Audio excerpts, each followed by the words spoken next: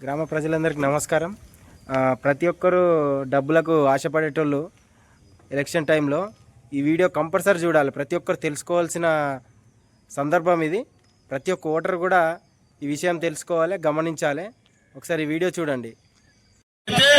మీరు లెక్క కట్టుకోండి, సంవత్సరానికి 365 రోజులు గెలిచిన అభ్యర్థి 5 సంవత్సరాలు సర్పంచ్ గా ఉంటాడు.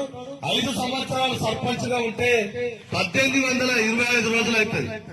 1825 రోజులు అవుతుంది. 1000 రూపాయలు మనం తీసుకున్నట్లయితే రోజుకు 41 పైసా తీసుకున్నట్లయితుంది. ఒక్క రోజుకు 41 పైసా తీసుకున్నట్లయితుంది. బిచ్చగానికి కూడా 41 పైసా తీసుకోడు. ఓటుకు 2000 ఇస్తే 91 పైసా అవుతుంది.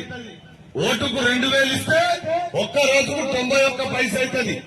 5 సంవత్సరాలు ఉంటాడు పదవిలా, 1825 రోజులు ఉంటాడు పదవిలా. ఓటుకు 5000 ఇచ్చినా కూడా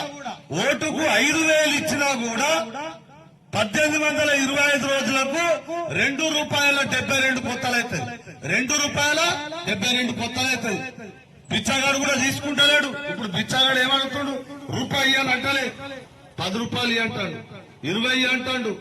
మరి మనము 5000 తీసుకొని ఓటేసినా కూడా ₹2.70 కొత్తలు అవుతుంది ఒక్క రోజుకు.